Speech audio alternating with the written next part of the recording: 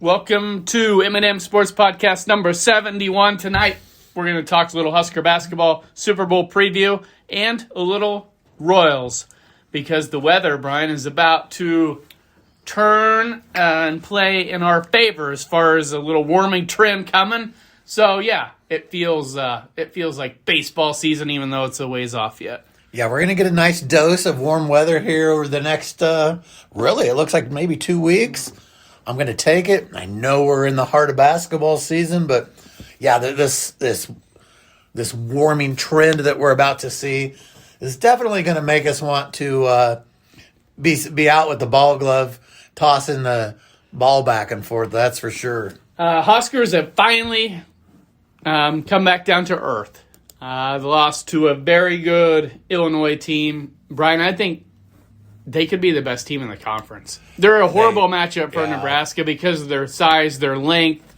As good as Michigan is, I think Nebraska actually matches up better with Michigan than Illinois if I had to compare just those two teams. Yeah, if Illinois, if they're shooting the ball well on that given night, they are going to be extremely tough to match up against.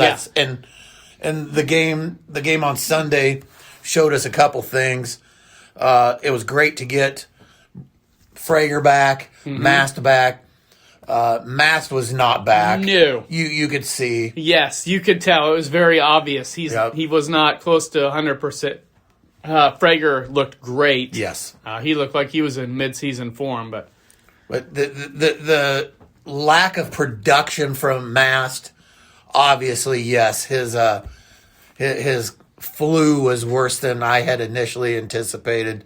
Buchtengel had a off night on the offensive end, at least. And you take those two guys out of the scoring equation, it's going to be tough to win ball games. Sure. But we've talked about how even the upper echelon, regardless of who it is in college basketball, every year, they go through rough stretches generally, and Nebraska's lost 2 in a row. It's weird in a good way. It's like, let's just get this out of the way and see how we bounce back. Because you knew at some point it was coming because of the conference that Nebraska plays in. Everybody's going to have a little down spurt at some point. Yeah, I mean, I had hoped to split those two games, steal one or the other. We had a great opportunity at Michigan, let that one slip away. The Illinois game, they just played a near perfect game, and we matched up in the first half because we were hitting the deep ball, right? But we knew that wasn't sustainable for a whole game. Yeah, Nebraska up 39-33 at halftime, and then Illinois outscored them 45-30 in that second half to go on and win 78-69. First home loss of the season for Nebraska. It's kind of crazy, right? Yeah. Here we are. That was the 1st of February, and that's your first home loss. I mean, and it could be our only home loss. Sure. That's a very possible scenario that could play out. Free throws, Illinois really gained quite an advantage here. 21 out of 26 from the line. Nebraska was 4 of 5. And a lot of that was just based on the fact Illinois has really good length, really good size. Oh. They were going inside somewhere as Nebraska fired up quite a few threes. Like I said, it's not the best matchup. Illinois is not a team I would want to face in the NCAA tournament because of that length. Yeah. And that's 2 games in a row that we've had a huge disparage in free throws. But Illinois came into this game as one of the best in the country at not fouling the opponent. Exactly. And they did that again on Sunday. I mean, you can't get to the free throw line if they don't foul you. So right. I don't think that this game, I'm not going to say like the Michigan game, there were some questionable calls. Sure. This game, I don't really feel like there was. It was a well-called game. It was just based on the fact Illinois, like I said, they have more size. They emphasize going inside more, obviously, because of the big dudes that they have. And all that said, though, Nebraska still, it's not like they got the doors blown off. They still played this, what I want to say was one of the top 2 teams in the country right now. they were still within striking distance as the game came to an end. Right. It was a clean game, very well played game. Just 7 turnovers for each team. That's pretty damn good. You got 17 assists to 7 turnovers for Nebraska, 15 assists to 7 turnovers for Illinois. So, yeah, well played game, clean game. 2 really good teams that could make deep runs in the big tournament. That's how I view it. Yeah, I think we know the kind of ball that Illinois is playing right now, but with Nebraska, you have to realize the national media is viewing them as a pretty solid team right now because we had 2 losses this week, and we're still a top 10 basketball team. Yes, they're saying we're legit. They're not going to drop us out of the top 10 because of 2 losses against quality opponents. I'm looking here at the ESPN bracketology. Again, we're a long ways out. Still a few weeks from March Madness, but they still have Nebraska as a 3 seed. Mm-hmm. Currently in the Oklahoma City Regional, so that'd be pretty cool. That would be okay, wouldn't it? Yeah, I would be okay with that. Yep. Next opponent at Rutgers on Saturday, 11 a.m. game. That's a game we need to win. Yes. For sure. It doesn't matter. I know it's on the road. It doesn't matter. That's an opponent Nebraska is simply better than this year, Rutgers a team Nebraska, like I said, they're simply better than them record-wise this year. Should be a game we'll be favored to win and hopefully go in there ready to play on Saturday, Brian. Yeah, and it's a long break. Yes, for sure. Which is key right now for this team. Based on rank mass health, for sure, that should give him a chance to recoup. I mean, it looked like he was running in quicksand. He looked like the Tin Man off The Wizard of Oz. And that's a comparison that I used that's a good anyway. one. Yeah, he had no lift at all. Mm-hmm.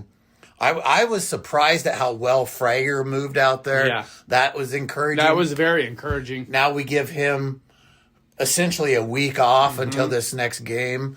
Hopefully that means he's as close to 100% because we're going to need him down the stretch. Yeah, because they've got Purdue coming in on Tuesday, February 10th, so that caliber of opponent really picks up after that Rutgers game as far as having Purdue coming to town, and then they go to Iowa after that. So, yeah, those are your next 3 games. And Iowa always seems to play as tough. Their record, really, you can throw that out the window a lot of times, but also this year we're a little more equipped to handle a team like Iowa as opposed to maybe the last 5 or 6 years. So Nebraska still is in a great position, barring just a meltdown. They still have a great shot at setting a new win total record for the season. And Coach Fred Hoiberg, I think he's probably in the talks for Coach of the Year right now. You would assume so with a 20-2 overall record right now and still 9-2 in the conference. Yep. Nobody, and I mean nobody, predicted that before the season. Nope. I did see that Nebraska Athletic Director Troy Dannon came out yesterday and said, expect a lot more money to be funneled into the basketball program in the future. That he sees the possibilities from what we've done this year, and that with this revenue sharing era that we live in, that basketball team's going to get a little more. Yeah, let's build on it. Let's build on it and make this somewhat of a regular thing. I mean, come on. I know 20-2. I'm not talking that kind of great every year, but I'm talking about consistency. Sure. Becoming more of a basketball school. Yeah, there's no reason you can't be a football school, a volleyball school, and a basketball school. Yeah. And capitalize on this run of success. That's what I'm trying to say.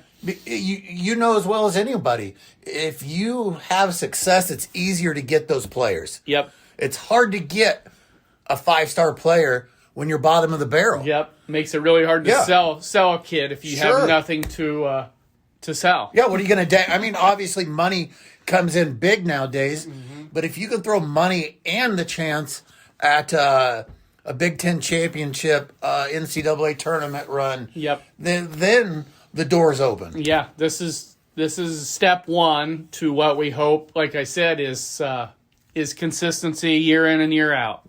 Just like we'll use the volleyball team for example. Let's try to emulate the volleyball team. Let's try and emulate those 90s Husker football teams. There you go. I like it. All right, Super Bowl. Be here before we know it. Seattle, New England. We talked about the coaching.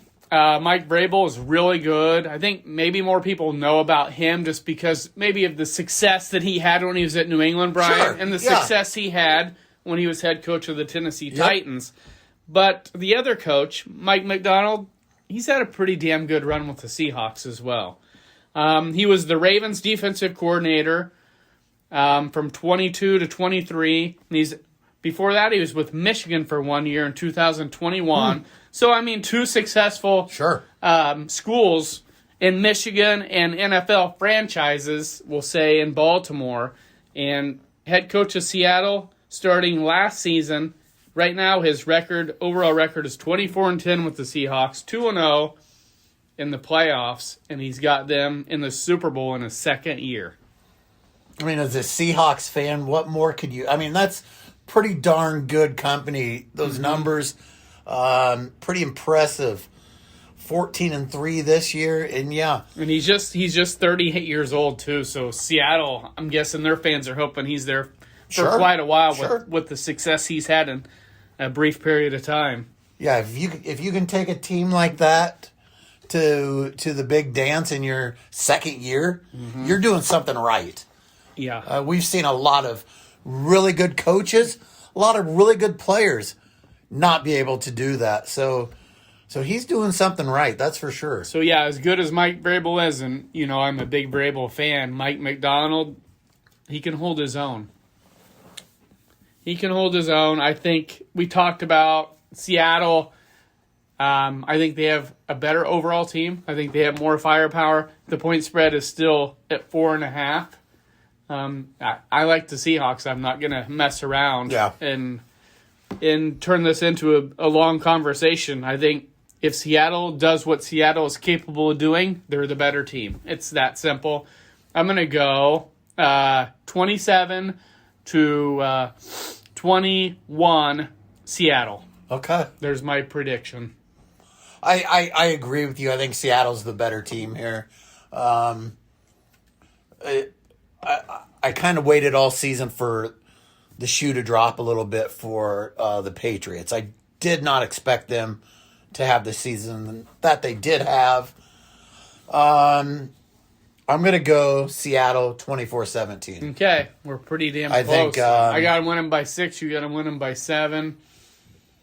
I think, is it possible that Drake May and the Patriots pull it? Sure it is. I mean, that's why it's only a 4.5 point spread. I mean, you're talking two really good teams here, but I just think that Seattle's got just too many weapons. That, and I think they're a little more battle-tested with the division they played in Tough this division, year, for sure. They have the advantage Yeah. over New England in that regard, for sure. I agree. Having to tangle with the Niners, when they were more healthy. Yep. The Rams, obviously, a hell of a year. And then New England had to contend with Buffalo, but beyond that, you got Miami and the Jets in there. So yes, Seattle is more battle tested. Yep. Than just a better overall team, in my opinion. Yeah, I think it's going to be a fun matchup. Sure. I know there's a lot of people who were sick of the Patriots at one time, but again, I think they've been away just long enough to where maybe some fans are okay with them being back in this game. How could you be sick of them? They're only making their 12th Super Bowl appearance, I believe. Wow. I'm about Remarkable. to double check that. I believe that's accurate. I mean, we all know when a team's good, if you're not a fan of said team, you're sick of them. A great example is what Kansas City's done recently. I mean, Kansas City had a long, rough go at things. I think you called that human nature. Yeah. When a team wins so much, it's easy to get sick of said team. Yep. It doesn't matter if we're talking high school, college, or professional sports. Doesn't matter. Right. If they're winning and they're not your team, it is extremely easy to just hope for losses. Right. Yeah, this is the Patriots' 12th overall appearance in the Super Bowl. They are 6-5. They lost in 85 to the Bears. I remember that one. They got hammered by the Bears. Probably one of the better defenses ever. Yeah. Oh, solid. Mike Ditka, head coach, Buddy Ryan, defensive coordinator. Then in 96 under Bill Parcells, Drew Bledsoe, quarterback, they lost to Green Bay. So they were 0-2 at that time in their history in Super Bowls. And then enter Bill Belichick and Tom Brady. The combination of those two and obviously others went 6-3 in their appearances. So New England is 6-5 overall in Super Bowls, this being their 12th appearance. And this is the 60th Super Bowl. Mm-hmm. So that works out to one Super Bowl every 5 years. Not too bad. Which is unbelievable. I don't know any franchise that would not take a Super Bowl every 5 years. Yeah. You know? For sure. They've been, very fortunate. Yeah. But, again, though, you know, prior to that run that they had, we know they were there against the Bears, but really this has been more of a more recent phenomenon for them. So I've never been a Patriots fan, but I've never been a Patriots hater. And with this group, this is an entirely different team from the Belichick. It's something different. Yeah. To where anybody that was sick of Belichick and Brady, this is, like I just said, this is something different. A new era in New England, so to speak. Is this a Patriots team that can get back here? Sustain success under Mike Vrabel, I think so. Yeah. Yeah. I mean, Josh Allen isn't getting any younger. If you're just looking at their division, I think there's still some productive years to come, but then you have the Jets, who seem to always be in a state of flux, and Miami kind of the same. So my question is this. Who has the easier road back to the Super Bowl? New England. I agree. Yeah. Yeah, I agree. San Fran's going to be good. Yep. I know Stafford's getting older. He's not going to be the quarterback for the Rams forever, but McVay's a sharp dude. I think the Rams will sustain success. I think the Niners will continue to have success. So right there, just what we just talked about, I think that in itself would be advantage New England. I fully agree. I just wanted your opinion on that because I think if you're talking about whether one team can sustain it easier than the other, I think it's definitely New England. Seattle's making their 4th appearance. They are 1-2 all time in Super Bowls. You know, they didn't make one until 2005, so this will be their 4th in the last 20 years. Okay, that's pretty decent. That's a Super Bowl every 5 years after a long drought without making one. So Russell Wilson, the quarterback, and Pete Carroll, the head coach of the Super Bowl winning Seattle team in 2013. The one Super Bowl that they brought home with them. So we know who you're picking here. Mm-hmm.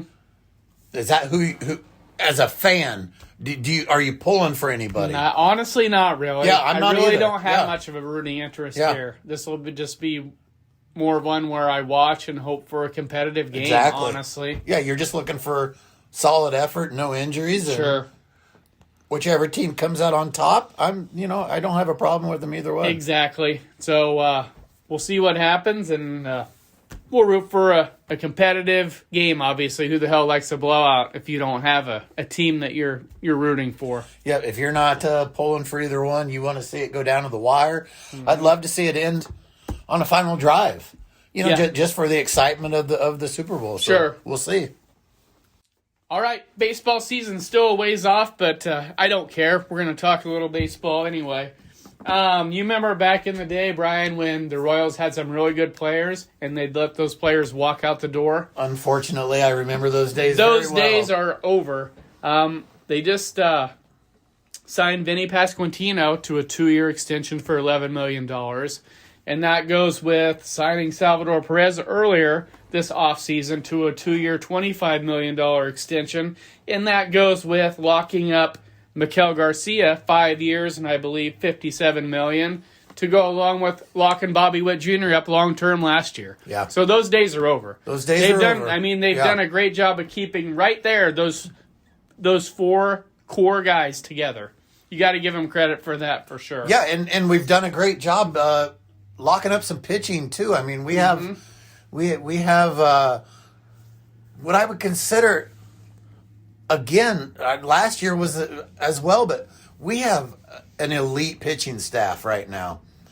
And if they're healthy, I think they can win us a lot of ball games. Sure. And I hear people saying we need to get an outfielder, and I'm on board with sure, that. I would love it. But I look and I say, based on what I just said, to go along with trading Angel Zerpa to the Brewers, they brought in Isaac Collins, who last year would have been near the top for the Royals as far as on-base percentage and on-base plus slugging percentage. I think he would have led the team. So there's potential. He's 28 years old, maybe a late bloomer, but he had a good year for the Brewers. He could provide some outfield help for the Royals for sure. I don't care if he's a late bloomer or not. If It he doesn't matter. He could give us a couple years, that's all I ask for. Right. Yep. And yes, I'm on board with what we just talked about. The pitching depth, Royals have some of that, and they also have some catching depth with those prospects. Yes, we do. So if they want to go ahead and swing a trade with somebody to bring an outfielder in, I'm on board. Yeah. For sure. I agree. I'm just pointing out all the positives here. I should also mention the Royals locked up their manager. 3-year extension for one Matt Quintrero, Brian. Yeah, I mean, I think really it all starts at the top with somebody like that. You got to have somebody that you believe is capable of taking you to that next level. Ownership believes this is the guy. Sure. So if so, then yeah, lock him up. I think a lot of last season came down to injuries. Our pitching staff was decimated, which caused a lot of issues. But if our pitchers stay healthy this year, you mentioned the 4 guys we've locked up. You have young Caglione that if he even lives up to some of his potential this year, he's going to be another bat to throw in there. There's no reason we shouldn't be knocking on the door of at least a wild card. Let's just play the game real quick. Let's say they don't go out and acquire that outfielder that we're all hoping for. Then here's what we're left with. We have Bobby Witt Jr., Sal, Benny, and Miguel Garcia. We all feel pretty good about those 4 dudes. Yep. And then after that, what you have is Caglione, who's still, the upside is there. But yeah, exactly. Yeah.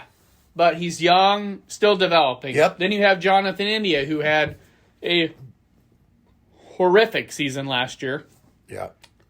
I'm hoping and I'm thinking he's going to at least improve somewhat on He's got to. his season He's got last to, year. for sure. Then you have Michael Massey, who also had a down year. Yep. So you got to hope that one of those two, India or Massey, steps their game up and can help fill a little bit of that offensive void. Yeah, you don't need both of them. Right? Yeah. And you also have Carter Jensen, who they could get creative here. Salvador is not getting any younger. What we talked about last year, it worked pretty well to where you can rotate him, Sal, between first base catcher and DH. Exactly. And you can do the same thing with young Carter Jensen. Yep. Mix him into that DH role, catcher role as well. He produced very well in a short period of time. Potential there with one of their best prospects in Carter Jensen. So there's just a few guys that could help them on the offensive side of things for sure. And while we're talking help on the offensive side, let's talk about the renovations going on at Kauffman Stadium right now. Bringing the fences in 8 to 10 feet, but they're also lowering the fences. I think I saw 18 inches. We just talked about their pursuit of an outfielder. If I was somebody looking to sign with the team, the Royals bringing those fences in, helping my offensive stats, would definitely entice me a little bit more. Sure. Even that much more to play for for a team that I think is going to compete. And now my numbers might benefit as well. Playing 81 games at home with those fences moved in. Yeah, we've always, for 50 years we've complained that Kauffman Stadium is a pitcher's ballpark. Right. It's hard to hit home runs there. It's hard. It's great for extra base hits. Right. And triples, doubles. Right. Luckily, right now we're not in need of a lot of arms. No, because exactly. the opposite scenario could take place to where a pitcher would say, well, they just moved the fences in. My numbers are going to suffer because of it. Luckily, right now we're in need of offense, so that all makes sense. Move those fences in, maybe entice a guy to bolster his stats for sure. I mean, we could see a guy or two challenge that home run record. It could happen. Right. And on the pitching side of things, let's roll through some names. You're looking at Cole Reagans, who had the injury last year. We're hoping he bounces back and is the Cole Reagans we're accustomed to. Exactly. Seth Lugo had a little downslide. We know his history. He's been great as a starter so far for the Royals. Noah Cameron, the St. Joe native, burst onto the scene last year with a huge year. Anything close to what he did last year, we'll take it. Yeah, we're going to be thrilled with it for Michael sure. Waka, he's just steady is the best word I can come up with for that dude. He's just solid, consistent, steady. And then Chris Bubich coming back from an injury. He won't be ready to start the year, hoping No, you want to ease him in. at some point he can contribute. Yep. And then Daniel Lynch is still a part of the mix. Ryan Bergert, who they brought in last year. And then you have Matt Strom, who used to play for the Royals, who they acquired in a trade, that will help him out in the bullpen. Lucas Erceg, we're all familiar with him, and Carlos Estevez, who just killed it as a closer last year. There's a lot to like on there. the pitching side. It looks really good right now for sure. That's if you're familiar with baseball, if you're familiar with the Royals, these are a lot of names that you want on your pitching staff, top to bottom. Right. Again, I think it's going to come down to health. If our guys can stay healthy out there, if our starters can give 6 innings a game, turn it over to the bullpen, let them do their thing. I think we have a great shot at. I think we have a great shot at hitting that 85 to 88 win mark. I think health and we'll say 1-run, 2-run games. Whoever prevails in those two categories in this division is going to win it. You're right. Winning the close games and staying healthy, I think that's going to make all the difference in the world. I think it's that tight between Cleveland, Detroit, and Kansas City right now. I want to make a bold prediction. Go for it. A lot of people might think I'm crazy right now, but I think this is his year. Bobby Witt Jr. is going to be the American League MVP this year. Okay. I know he's got some tough company out there, but I think we know what he's capable of. And if the Royals can make a playoff push, he's going to garner more attention. Sure. I think this is his year that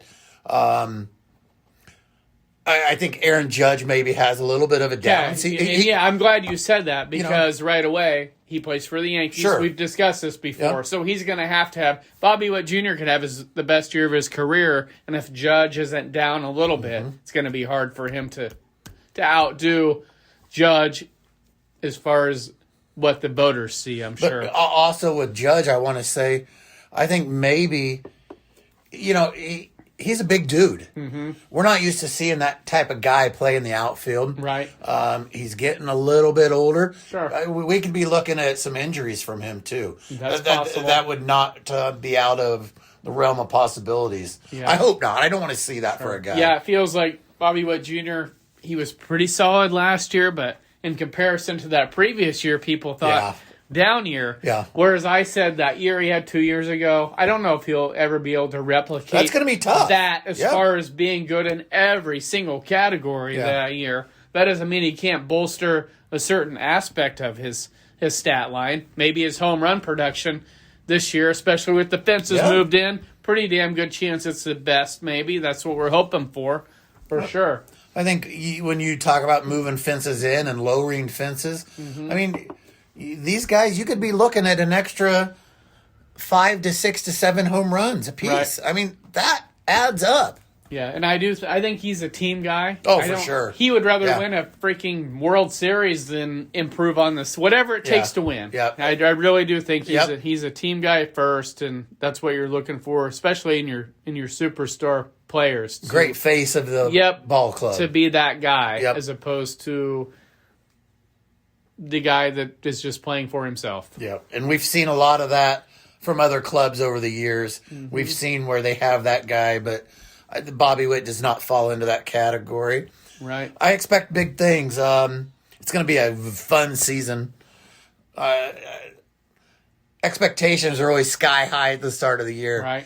They have been for 40 years. Even when we know it's bad, we as Royals fans, we hold out hope that this is the year. But, Sure. We had a great run there in 2014-15. I think this team has that same type of chemistry that team had, that we could put together a 2 or 3 year stretch. Yeah. They stay healthy. There's no reason they can't make a deep run this year. That's how I view it as well. We'll see what happens. Yep. But, we got Nebraska basketball coming up at Rutgers on Saturday. Super Bowl on Sunday, obviously. And spring training will be here before we know it. It's going to be from one season into the next, and we're excited for every minute of it. A little variety, and who doesn't love a little variety? Thanks for listening. We'll be back next week. Yep, have a good one.